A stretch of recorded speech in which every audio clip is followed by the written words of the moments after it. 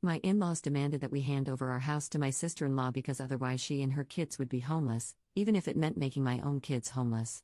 Posted by you/throw that asterisk. Throwaway for obvious reasons. This happened 2 nights ago, and I'm still feeling some type of way about it. Background: my 30F husband, 32M, has a younger sister, 25F, who is currently going through a divorce with 4 children. My husband and I also have 4 children. We live on a very quiet country back road in our little town, with his family being the only other residents on the road. Both of his sisters, their families, and his parents all live within walking distance of our house. My husband and I have been married for 7 years and have 4 young children. He bought the land we live on from his parents when he was 18, and when we got married, we built a house on it. We designed our house with a big family in mind and intended for it to be our forever home. Moving or looking elsewhere has never been a consideration. My sister-in-law is struggling, to say the least. She was in a very toxic relationship with her ex, contributing just as much to the toxicity as he did. He filed for divorce, moved out, and left their 4 kids with her. 2 nights ago, my mother-in-law called my husband and asked if we would come over for a chat. When we arrived, my in-laws and sister-in-law were sitting on the couch like they were staging some kind of intervention. It was just really strange. My mother-in-law didn't beat around the bush. She explained that my sister-in-law's ex was getting the house in the divorce and that she and the kids would be homeless within the month if we didn't give her our home. It honestly took me a second to comprehend what she had just said because it was so out of left field. My husband didn't need that second. He looked them dead in the eyes and simply said, "No." My in-laws started saying things like, "You guys don't need all that house, you guys can move into one of the new neighborhoods in town, and, you guys can just build a new house."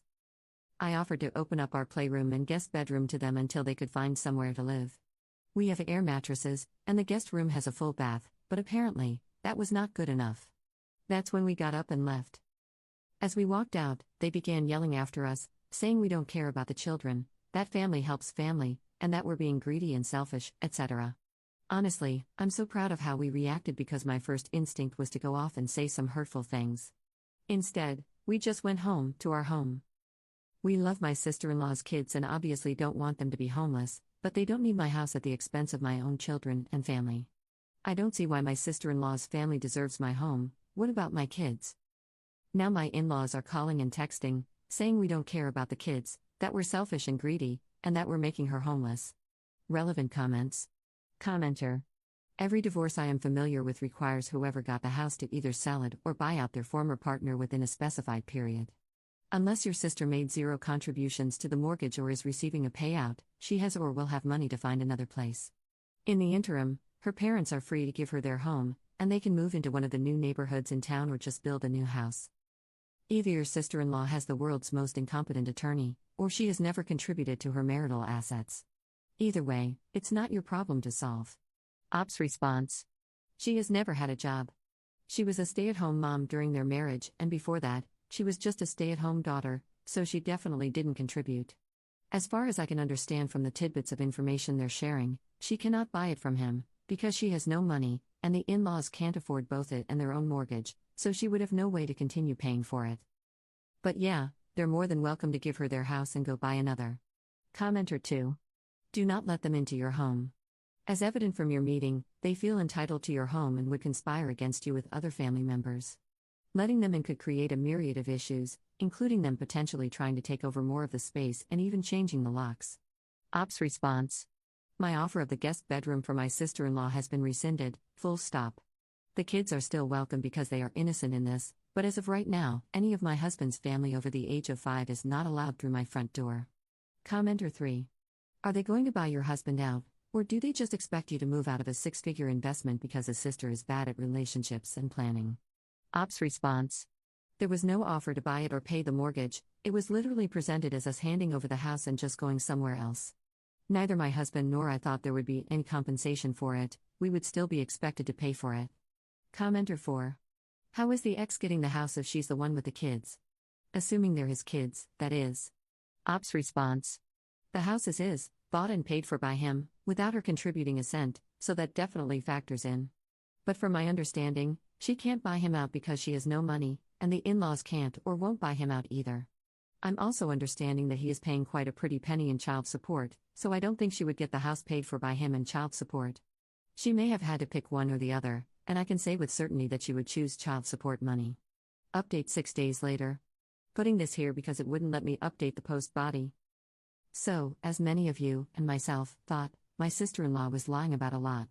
I'm not going to go into too much detail because it's seriously years' worth of lies, but my husband and I call the ex-brother-in-law, and we 100% fully believe everything he told us. He has no reason to lie to us and repeatedly said he just wants what's best for his kids, and is trying his best not to do anything that could possibly harm him in court. She lied about him getting the house, lied about how much she was going to get in child support, and lied about how often she would have her children. Something else that came out is that her oldest child isn't even her ex's. Just so many lies. We feel incredibly stupid, deceived, and disgusted, to be honest. We told my in-laws everything he had said, and they were upset to find out she had been lying, but they kind of doubled down, saying, she must have had a good reason, she's backed into a corner, she's really going through a tough time, and a bunch of other BS. My sister-in-law was called and asked to join us. She, of course, took zero accountability for the lying and sneaking and instead screamed at us about how gross we were for going behind her back to her ex, how she would never trust us again because we betrayed her. She also let us know that she was asking for our house because she truly felt like we had actually built it for her. Our kids' rooms were how she would have designed them herself. She would love to cook in my kitchen. She loves my bathroom layout, basically. Everything about my house is how she would have built it herself, and she thinks I must have somehow known she would need a home in the future. At that point, I was just done, and so was my husband. You can't argue with backcrap crazy. We left to a whole lot of screaming about no longer being family and not expecting to see them again. Honestly, I think never seeing them again is the only way to go from here. It's been a crazy few days since then. We hired a friend of my husband's to put up a privacy fence around our entire property and added extra cameras to our security system. We also have a good family friend, a friend of our family, not my husband's, on the police force and let him know the situation, so he knows if he gets a call from us, it's serious. I think my sister-in-law believed she could have my house just because she loved it. That's kind of it. She wanted it, so she thought she deserved it. I guess she was either planning to sell her house at some point or maybe rent it out, I have no idea. I really don't think she had thought it all the way through. She just assumed that if she told us she was losing her house, we would feel obligated to help in the way she wanted. So, I hope this clears up some questions. I know I feel at peace with the situation. My husband has been grieving a bit. He's sad that his parents have chosen a liar over a man who has done everything for his family, never hesitated to help, and has only ever been a doting son, but I think this is for the best. They don't treat him the way he deserves, and I'm glad to be rid of them. I'm sad for my kids and the situation this puts them in, but my family has enough love for everyone. Thank you to everyone who took the time to comment, message, give advice, and ask questions. Hopefully, you guys won't hear from me again. Relevant comments. Commenter. It's not even a surprise that the sister-in-law was lying.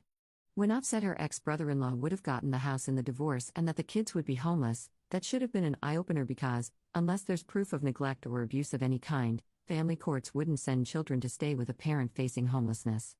I can't believe the in-laws bought into their daughter's lies. The only true victim here is the oldest of the sister-in-law's kids since he or she is a product of her infidelity, and it sounds like the ex-brother-in-law, understandably, is angry about that. Commenter 2. The sister-in-law is the golden child, that's how.